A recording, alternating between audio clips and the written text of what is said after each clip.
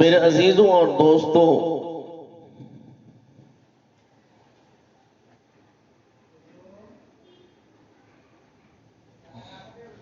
بعض ایسے کام ہیں جن کو لوگ زبان کے ذریعے سے تکلیف دینے کے اندر شمار نہیں کرتے، حالانکہ وہ کام زبان سے تکلیف دینے کے حکم میں داخل ہے۔ مثلا وعدہ خلافی کرنا، آپ نے کسی سے وعدہ کر لیا کہ فلاں وقت آپ کے پاس آؤں گا یا فلاں وقت میں آپ کا کام کر دوں گا، لیکن وقت پر وعدہ پورا نہیں کیا، جس کے نتیجے میں اس کو تکلیف پہنچے، اس میں ایک طرف تو وعدہ خلافی کا گناہ ہوا اور دوسری طرف دوسرے شخص کو تکلیف پہنچانے کا بھی گناہ ہوا۔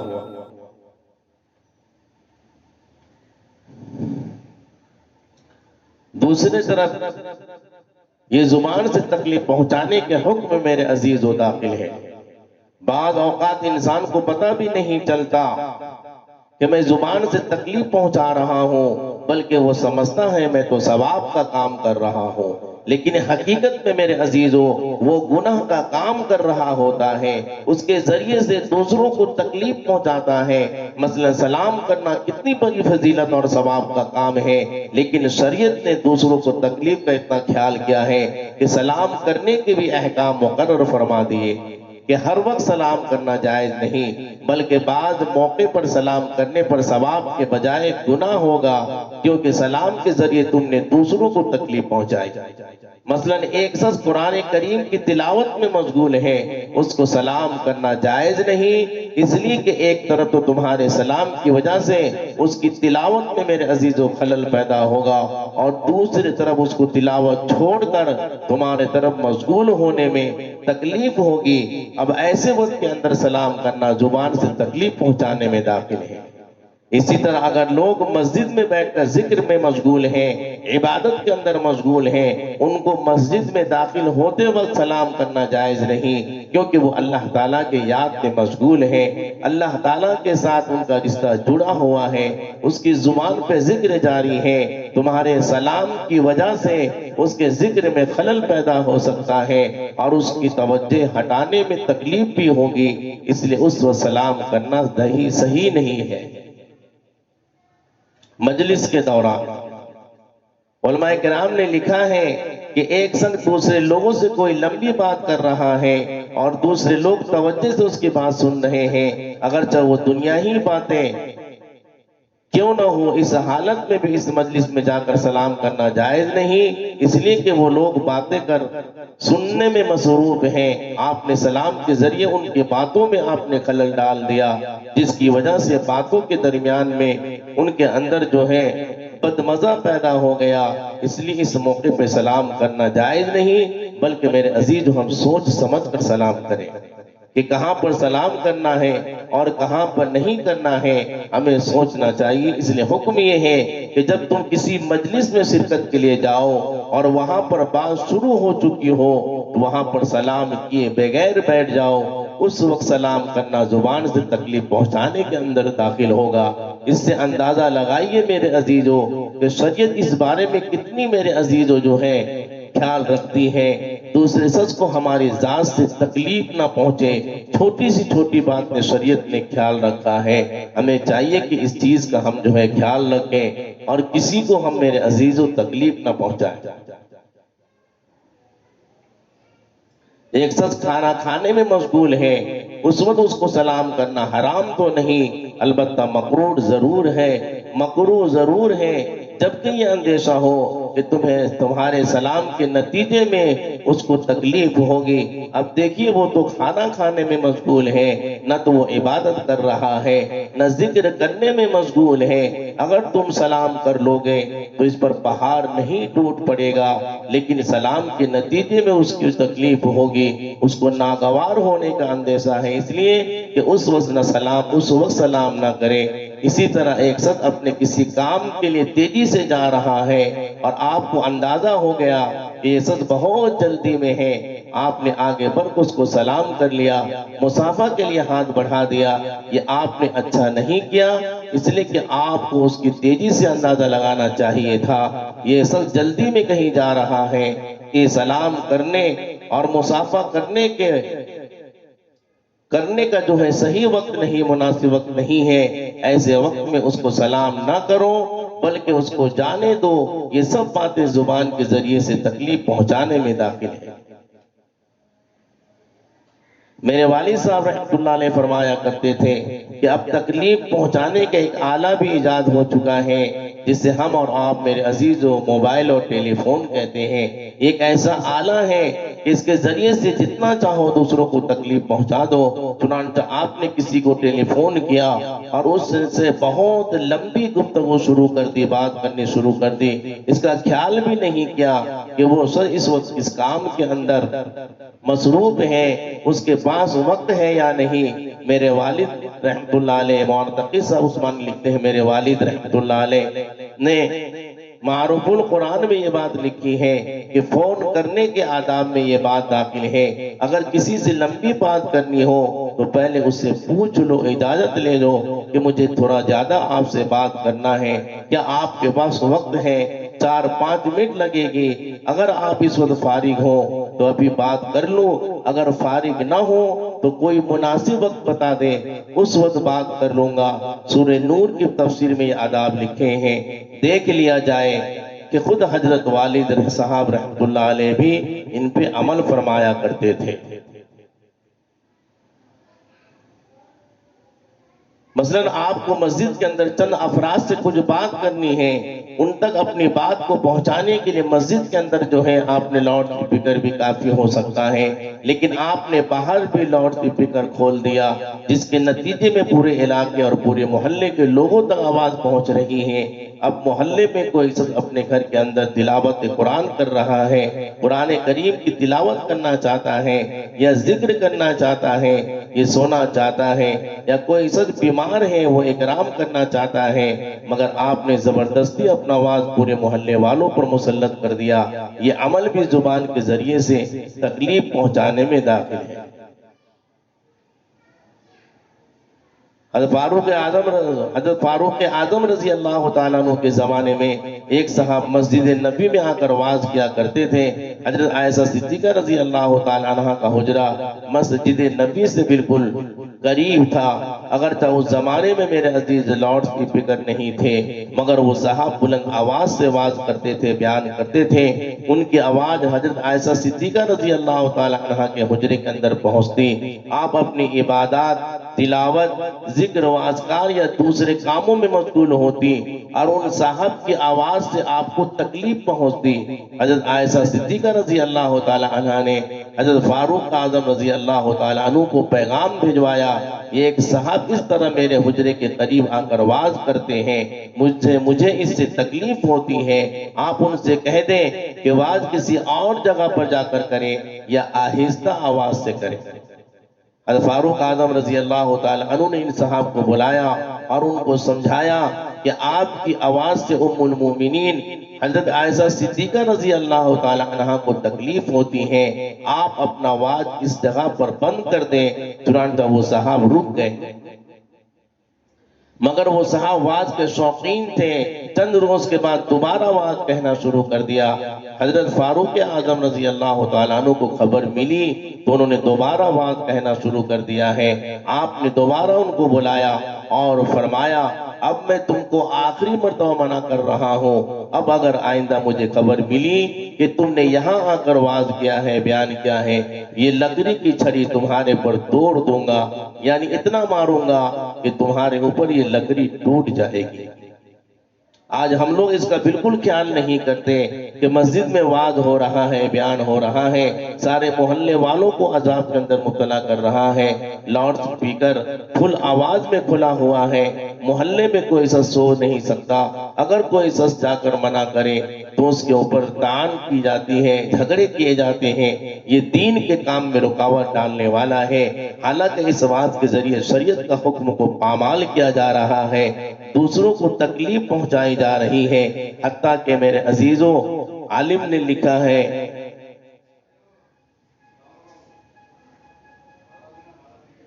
عالم کی آواز اس مجلس سے دور نہ جائے، یہ سب باتیں زبان سے تکلیف پہنچانے میں داخل ہیں۔ یہ زبان اللہ تبارک و تعالیٰ نے اس لیے دی ہے یہ اللہ کا ذکر کرے، یہ زبان سچائی کی باتیں کرے. یہ زبان اس لیے دی گئی ہے اس کے ذریعے تم لوگوں کے دلوں پر مرہم رکھو. یہ زبان اس لیے نہیں دی گئی ہے اس کے ذریعے تم لوگوں کو تکلیف پہنچاؤ. حدیث شریف میں ایک مرتبہ ایک خاتون کے بارے میں سوال کیا گیا کہ وہ خاتون سارے دن روزہ رکھتی ہے, ساری رات عبادت کرتی ہے, لیکن وہ خاتون اپنے پڑوسیوں کو تکلیف پہنچاتی ہے, وہ خاتون کیسی ہے؟ آپ صلی اللہ علیہ وآلہ وسلم نے جواب دیا کہ وہ عورت دوزخی ہے, جہنمی ہے, جہنم میں جائے گی. اس حدیث کو نقل کرنے کے بعد میرے عزیز تھانوی رحمۃ اللہ علیہ فرماتے ہیں اس حدیث میں جو ہے یعنی لوگوں کے ساتھ اچھا برتاؤ کرنا عبادات کے مقابلے میں زیادہ اہم ہے. پھر فرماتے ہیں کہ معاملات کا عمل اتنا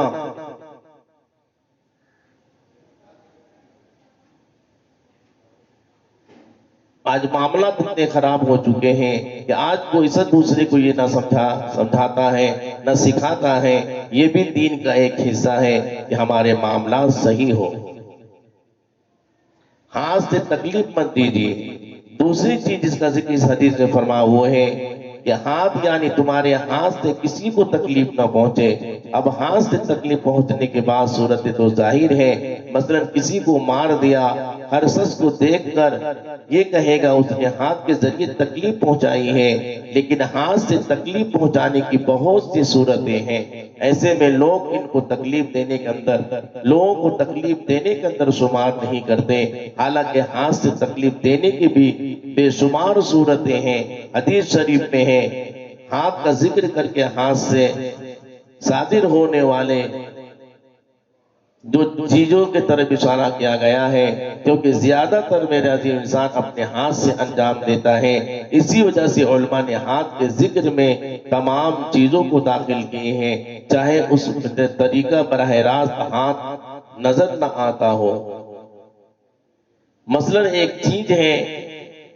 جو انسان جو ہے آپس میں رہتا ہے اور استعمال کرتا ہے. آپ دوسرے لوگوں کے ساتھ رہتے ہیں, اس مکان میں رہتے ہیں, وہاں کی چیزوں کو آپ ایک ساتھ استعمال کرتے ہیں. مثلا تولیہ رکھنے کی ایک جگہ مقرر ہے, آپ نے تولیہ استعمال کرنے کے بعد اس کو دوسری جگہ ڈال دیا, بے جگہ ڈال دیا. اس کا نتیجہ یہ ہوا کہ جب دوسرا شخص وضو کر کے آئے گا اور تولیہ کو اس جگہ پر تلاش کیا اور اس کو نہ ملا, اب وہ تولیہ ڈھونڈ رہا ہے, اس کو تکلیف ہو رہی ہے. یہ جو تکلیف اس کو پہنچی ہے یہ آپ کے ہاتھ کی کرتوت کا نتیجہ ہے کہ آپ نے وہ تولیہ اس کی جگہ صحیح جگہ سے اٹھا کر دوسری جگہ ڈال دیا. یہ تکلیف ہوئی جو کہ اس حدیث کے تحت حرام ہے. یہ تولیہ کی ایک مثال دی جا رہی ہے, تولیہ کی ایک مثال دی جا رہی ہے. ورنہ چاہے کوئی چیز بھی ہو جو ہم ایک ساتھ استعمال کرتے ہیں, مثلا وضو کا لوٹا ہو یا صابن ہو یا گلاس ہو جو پانی پینے کے لیے ہم رکھتے ہیں, یا جھاڑو وغیرہ, ان کو چاہیے کہ اپنی ہی جگہ رکھیں جہاں پر وہ چیز رکھی جاتی ہے, تاکہ کسی کو تکلیف نہ ہو اور اس کو جو ہے لینے میں آسانی ہو جائے. تو ہمیں ایک ایک چیز کی جو ہے میرے عزیزو جو ہے دھیان رکھنا ہے تاکہ ہماری وجہ سے کسی کو تکلیف نہ پہنچے. یہ گناہ کبیرہ ہے. میرے والد ماجد رحمۃ اللہ علیہ یہ چھوٹی چھوٹی باتیں سکھا گئے کہ جب ہم چھوٹے تھے تو ہم بھی یہ حرکت کرتے تھے کہ ایک چیز اس جگہ کی دوسری جگہ اٹھا کر لے جاتے اور میرے عزیز اٹھا کر استعمال کرتے, دوسری جگہ لے جا کر ڈال دی. جب ان کو ضرورت ہوتی تو وہ گھر کے اندر تلاش کرتے رہتے. ایک دن ہم لوگوں سے فرمایا کہ تم لوگ جو حرکت کرتے ہو, ایک چیز اٹھا کر دوسری جگہ ڈال دیتے ہو, یہ بد اخلاقی تو ہی ہے, اخلاقی بد اخلاقی ہے, اس کے ساتھ ساتھ یہ گناہ کبیرہ بھی ہے. اس لیے کہ اس عمل کے ذریعے مسلمان کو تکلیف پہنچانا ہے, اور مسلمان کو تکلیف پہنچانا گناہ کبیرہ ہے. اس دن ہمیں پتہ چلا یہ بھی دین کا حکم ہے اور یہ بھی گناہ کبیرہ ہے,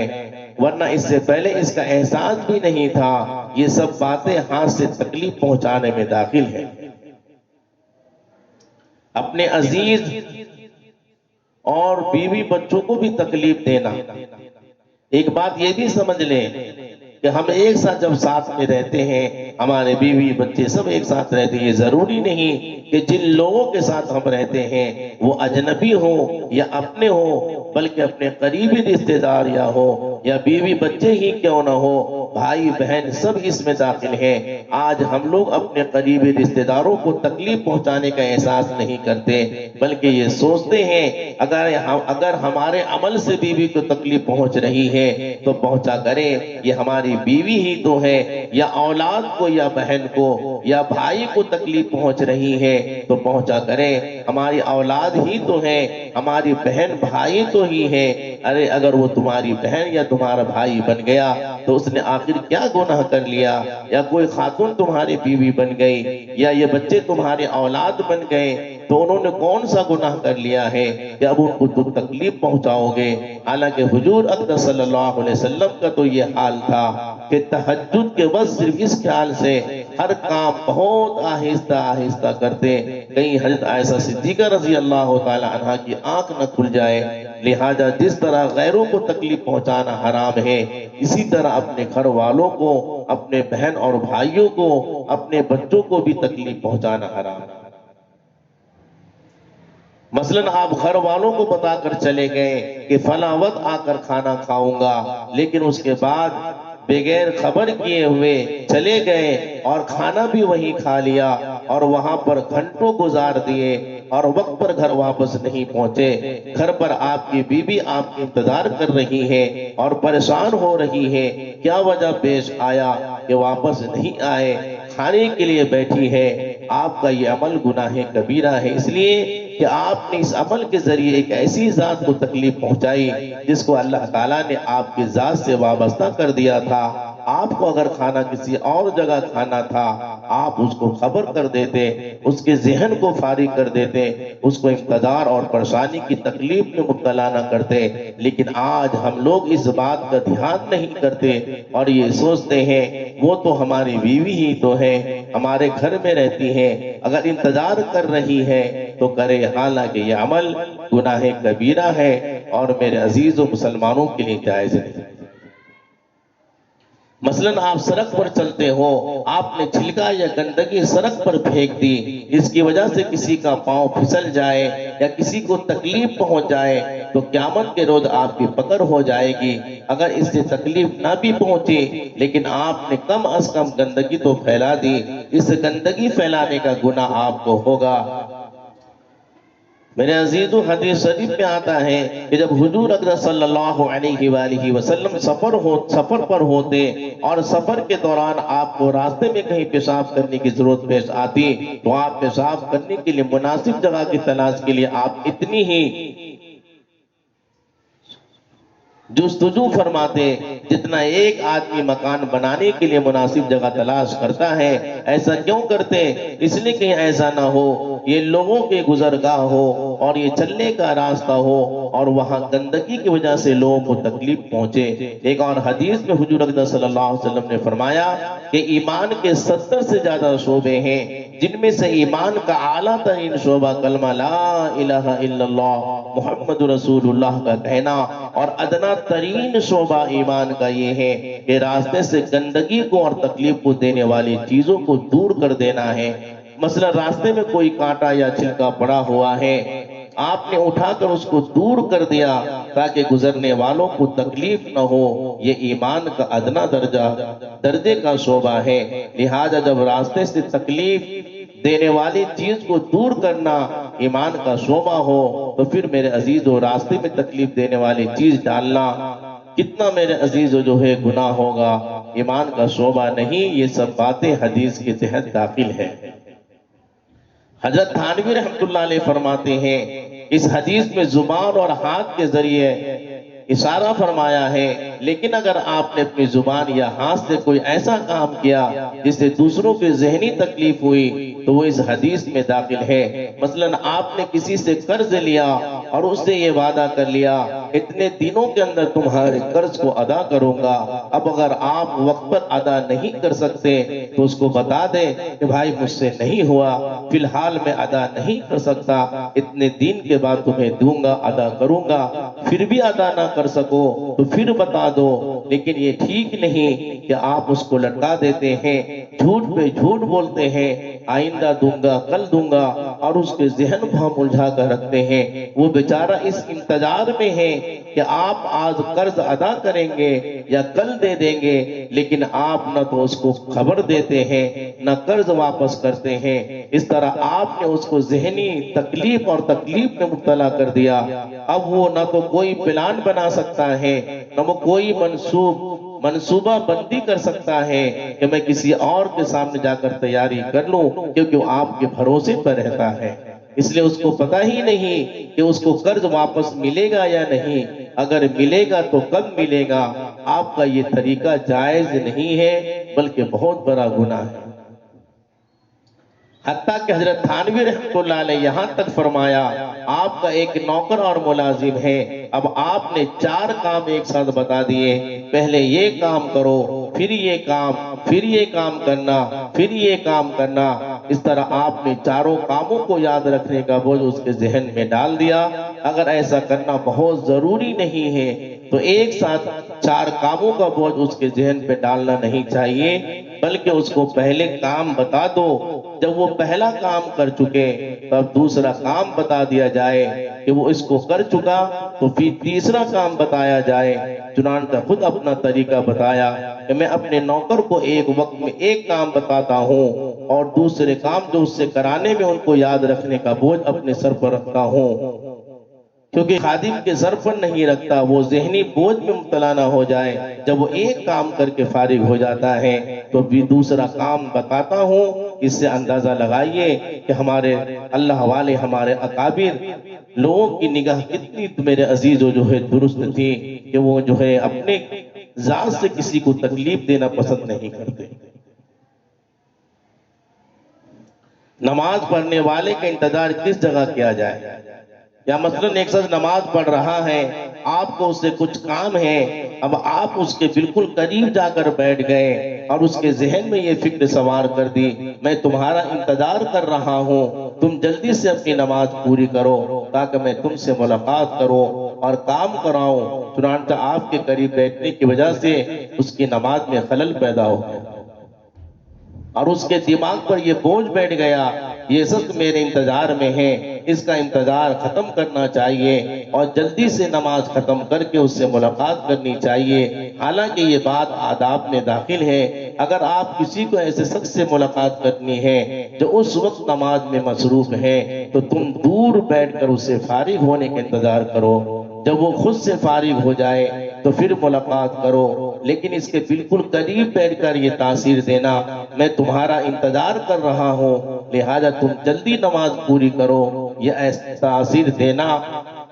ادب کے خلاف ہے۔ یہ سب باتیں دوسروں کو تکلیف پہنچانے میں مبتلا کرنے میں داخل ہیں۔ الحمدللہ جن اللہ والوں نے، جن بزرگوں کو ہم نے دیکھا ہے، جن سے اللہ تبارک و تعالیٰ نے ہمیں دین سیکھنے کی توفیق عطا فرمائی ہے، اللہ تعالیٰ ان پر دین کے تمام شعبے برابر رکھے تھے۔ یہ نہیں تھا کہ دین کے ایک دو شعبوں پر تو عمل کرتے اور باقی شعبے نظروں سے اجھل کر دیتے، ان کی طرف سے غفلت ہے۔ قرآن کریم میں اللہ تعالیٰ نے فرمایا، یا ایھا الذین آمنوا ادخلوا فی السلم کافۃ، یعنی اے ایمان والو اسلام میں پورے کے پورے داخل ہو جاؤ۔ یہ نہ ہو کہ عبادت، نماز، روزہ وغیرہ تو کر لیے لیکن معاشرت، معاملات اور اخلاق میں دین کے احکام کی پرواہ نہ کی، حالانکہ یہ سب دین کا حصہ ہے۔ حضرت تھانوی رحمۃ اللہ علیہ ایک مختصر سی کتاب آداب المعاشرت، اس میں معاشرت کے آداب تحریر فرمائے ہیں۔ یہ کتاب ہر مسلمان کو ضرور پڑھنی چاہیے۔ اس کتاب کے شروع میں حضرت تھانوی رحمۃ اللہ لکھا ہے، اس کتاب میں معاشرت کے تمام آداب تو نہیں لکھ سکا بلکہ متفرق طور پر جو آداب ذہن میں آئے وہ اس میں جمع کر دیے ہیں تاکہ جب تم ان آداب کو پڑھو گے تو خود بخود تمہارا ذہن اس طرح منتقل ہوگا، جب یہ بات ادب میں داخل ہے تو فلاں جگہ پر بھی اس طرح کرنا چاہیے، آہستہ آہستہ خود تمہارے ذہن میں وہ آداب آتے چلے جائیں گے، اللہ تبارک و تعالیٰ تمہارے ذہن کو کھول دیں گے۔ چنانچہ معاشرت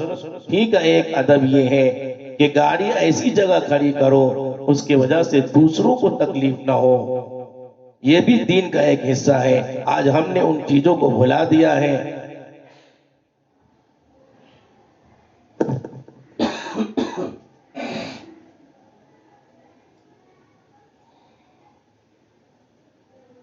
فلاں جگہ پر اس طرح کرنا چاہیے، آہستہ آہستہ خود تمہارے ذہن میں آداب چلے آئیں گے۔ تو میرے عزیزو جو ہے آج ہم نے ان چیزوں کو بھلا دیا ہے، اس کی وجہ ہم نے نہ صرف گنہگار ہوئے بلکہ دین کے غلط جو ہے نمائندگی کر رہے ہیں۔ چنانچہ ہمیں دیکھ کر باہر سے آنے والا شخص یہ کہے گا یہ لوگ نماز تو پڑھتے ہیں لیکن گندگی بہت پھیلاتے ہیں اور دوسروں کو تکلیف پہنچاتے ہیں، اس سے اسلام کیا رخ سامنے آئے گا؟ کیونکہ میرے عزیز و اسلام تو جو ہے میرے عزیزو جو ہے ہمیں جو ہے پاک اور صاف رہنے کے لیے بتایا۔ میرے عزیزو یہ ایمان کا حصہ پاکی آدھا ایمان ہے۔ ہمیں چاہیے کہ ہم میرے عزیزو اپنے معاشرت میں رہ کر اس سارے چیزوں کو میرے عزیزو جو ہے ہم عمل کرنے والے بنے اور سیکھنے والے بنے، تاکہ اللہ تبارک و تعالی مجھے اور آپ سب کو اس کوتاہی سے جلد از جلد نجات عطا فرمائے۔ اللہ ہم سب کو میرے عزیز و دین کے تمام شعبوں پر عمل کرنے کی توفیق عطا فرمائے۔